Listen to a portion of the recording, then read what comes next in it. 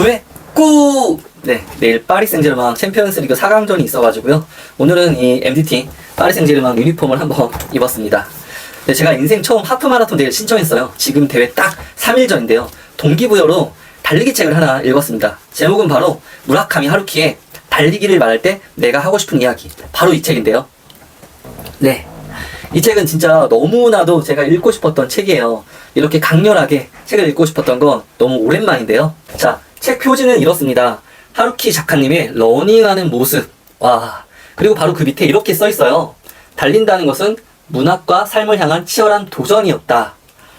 제가 좋아하는 게 러닝과 딱 글쓰기 두 가지인데요. 바로 이 무라카미 하루키 작가님이 딱 그렇더라고요. 그래서 너무 이 책을 읽고 싶었고요. 책 뒷표지에는 이렇게 또 써 있어요. 즉 뭐라고 써있냐면 하루키의 육성이 들린 듯한 책이다. 그리고 읽고 싶은 마음과 달리고 싶은 마음이 동시에 들게 하는 책이다. 와, 낭만이 춤춥니다. 이 책은 러너뿐만 아니라 모든 사람들에게 추천하는데요. 제가 이 책을 읽고 찾았던 황금 금빛 문장들 한번 소개해 보도록 하겠습니다. 만약 내 묘비명 같은 게 있다면, 그리고 그 문구를 내가 선택하는 게 가능하다면 이렇게 써놓고 싶다. 무라카미 하루키 작가 그리고 러너, 적어도 끝까지 걷지는 않았다. 와, 너무 멋있는 것 같아요. 적어도 끝까지 걷지는 않았다. 작가 그리고 러너, 두 번째 찾은 저의 금빛 문장입니다. 한계를 인정하고 조금씩 목표를 높여 해소해 나가는 점에서 풀 마라톤과 소설을 쓰는 것은 비슷하다. 하루키가 문학과 러닝을 얼마나 사랑하는지 알 수 있었는데요. 그럼 하루키에 대해서 한번 알아볼까요? 네, 무라카미 하루키는 1979년에 등단했습니다. 이후 1987년 상실의 시대를 발표하고 세계적인 작가로 떠올랐습니다. 지금까지 무려 90여 권의 저서를 발표했는데요. 정말 존경이란 단어가 저절로 나오는 그런 인물인 것 같아요. 이 책은 하루키가 약 1년여의 과정에 걸쳐 글을 써서 2007년 8월에 완성한 책인데요. 고전은 영원하다. 시간이 많이 흘렀지만 위대한 작가의 책은 시대가 흘러도 가슴을 울리게 만들 수 있다는 거, 바로 그런 것을 이 책이 보여주는 것 같아요. 활자가 주는 매력을 충분히 느낄 수가 있었습니다. 이 책은 회고록 형식으로 쓰여졌는데요. 무라카미 하루키라는 작가의 내면 세계를 자세히 들여다볼 수 있는 책이었어요. 가장 처음 내용은 하와이에서 달리기였어요. 여러분은 러닝할 때 어떤 음악 들으시나요? 저는 주로 힙합 음악이나 강렬한 락 음악을 들으면서 뛰는데요. 하루키의 경우도 락 음악을 많이 들었더라고요. 레드 핫 칠리 페퍼스, 비치 보이스, 제프 백, 고릴라즈 등의 음악 등을요. 그리고 하루키는 과연 얼마나 달렸을까요? 책 초반에는 일주일에 60km를 착실하게 달렸다고 해요. 일주일에 60km니까, 그러니까 하루에 10km씩 6일 동안 달렸다고 해요. 한 달이면 대략 360km를 달렸던 거죠. 저는 이번 생에 처음으로 3일 뒤에 하프 마라톤에 도전하는데, 무라카미 하루키는 작가로도 훌륭하지만 러너로도 정말 대단한 것 같아요. 이 책을 읽고 몰랐던 사실을 정말 많이 알게 되었는데요. 하루키는 대학을 마친 후 재즈 클럽을 경영했더라고요. 그러니까 하루키는 처음부터 작가 지망생도 아니었고요. 처음부터 러너가 아니었어요. 우연한 행운일까요? 하루키의 인생은 정말 우연한 행운처럼 흘러갑니다. 야구 경기를 보러 가고, 그리고 또 글을 쓰겠다고 결심하게 되고, 카페 경영과 글쓰기를 병행했어요. 그러다가 하루는 하루키가 아내에게 이렇게 말합니다. 어쨌든 2년간은 내가 하고 싶은 대로 하게 해줘. 그래서 안 된다면 또 다른 데서 작은 가게를 열면 되지 않겠어? 아내는 이 물음에 좋아요 라고 대답했다고 해요. 그래서 그때부터 전업 소설가가 되어서 작품 활동에 매진하면서 글을 썼는데요. 바로 이때 심각한 문제에 직면하게 됩니다. 바로 살이 찌는 체질인 건강 문제였다고 해요.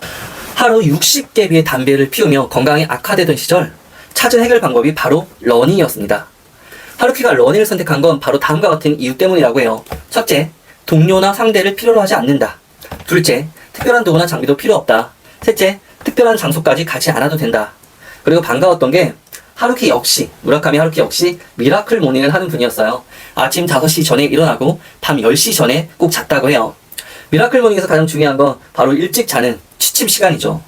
그렇다면 무라카미 하루키의 하루 루틴은 어떻게 될까요? 무라카미 하루키는 아침에 집중해서 중요한 일을 끝내고 그 뒤는 집중을 필요로 하지 않는 일들을 처리하고 해가 지면 느긋하게 지내며 더 이상 일은 하지 않고 책을 읽거나 음악을 듣거나 편히 쉬며 되도록 빨리 잠자리에 든다고 해요.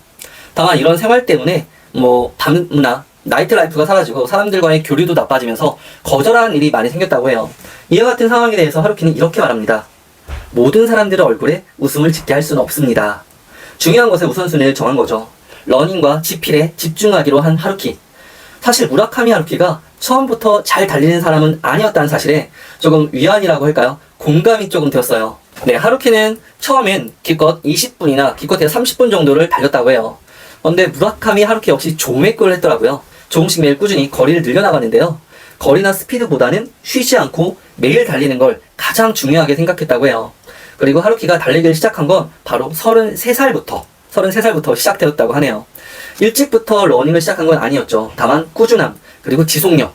33살부터 시작했지만 그 후 20여 년간 계속해서 지금까지도 달리기를 해오고 있다고 해요.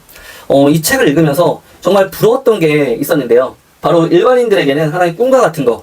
네, 하루키는 다수의 해외 마라톤에 참가합니다. 뉴욕시티 마라톤, 보스턴 마라톤, 일본, 그리고 심지어 그리스 아테네에서까지 마라톤을 했더라고요. 일반인들에게는 꿈 같은 삶을 살고 있는 무라카미 하루키인 것 같아요. 마라톤 대회에 나가서 시량도 있었는데요. 그 일화도 참 인상적이었어요. 무라카미 하루키가 마라톤 대회에 나가서 경련을 일으킨 그 경험을 이야기했는데요. 마라톤에서 가장 두려운 건 쥐가 나거나 경련이 있는 현상이라고 저도 지인들한테 많이 들었는데 실제로 그런 일이 발생하면 정말 아찔할 것 같아요. 그런데 이 말이 또 나옵니다. 설령 기어간 한이 있어도 결승점에 도착하고 싶었다. 정말 대단한 것 같아요. 네, 경련이 났음에도 불구하고 끝까지 완주한 하루키의 강한 의지를 볼 수 있었는데요. 하루키는 경련이 났던 원인을 이렇게 말해요. 바로 달리기의 양이 부족했다. 철저하게 연습량의 부족이다. 그리고 적당히 연습하면 어떻게 되겠지? 어떻게 달릴 수 있겠지? 바로 이런 오만한 생각이었다고 해요. 사실 저도 지금 현재 연습량이 충분치 않은데 걱정이 좀 되고 있거든요. 그리고 하루키만의 러닝 훈련 연습 방법도 있었어요. 바로 어필 훈련은 꼭 했고 휴식은 이틀 이상 하지 않았다고 해요. 어떻게 하면 무라카미 하루키처럼 위대한 작가가 될 수 있나요? 기자가 이런 질문을 했다고 합니다. 하루키는 뭐라고 답변했을까요? 소설가가 가장 필요한 자질, 첫 번째는 재능이라고 합니다. 자질이죠, 자질. 네. 그런데 두 번째는 바로 집중력, 그리고 세 번째는 지속력을 꼽았어요. 무라카미 하루키는 울트라 마라톤이라고 하죠. 울트라 마라톤. 와, 100km, 심지어 100km 완주에도 성공을 합니다. 무려 11시간 42분을 걸려서 말이죠. 진짜 철인 중에 철인, 무라카미 하루키였는데요. 무라카미 하루키의 기록을 보니까 하프 마라톤 같은 경우는 1시간 55분이었어요. 네, 저는 러닝을 좋아하는데요. 러닝의 매력이 뭘까요? 러닝은 설렘이 있습니다. 대회날 나가보면 정말 자신의 한계에 도전하러 온 그 에너지, 도전하는 모두를 응원해주는 그 청량한 에너지가 너무 좋더라고요. 그리고 달릴 때 수없이 저 스스로에게 질문하고 대화하는 그 시간들. 그리고 또 하나, 러닝은 사람을 참 겸손하게 만들더라고요. 운에 맡길 수 없고 정말 정직한 운동이라 더 매력적인 것 같아요. 살면서 나 자신과의 한계에 부딪혀보는 시간은 얼마나 될까요? 마라톤이 딱 그런 것 같아요. 나 자신과 한계에 부딪혀보는, 남이 시키는 게 아니라 내 스스로 선택한 바로 그 순간이기도 하고요. 그런데 정말 그 힘든 순간을 이겨내고 결승전에 딱 왔을 때 그 성취감, 이게 정말 어마어마하더라고요. 인생 첫 하프 마라톤에 곧 나가게 되는데 아마 힘이 들 때면 이 무라카미 하루키가 계속 생각이 날 것 같아요.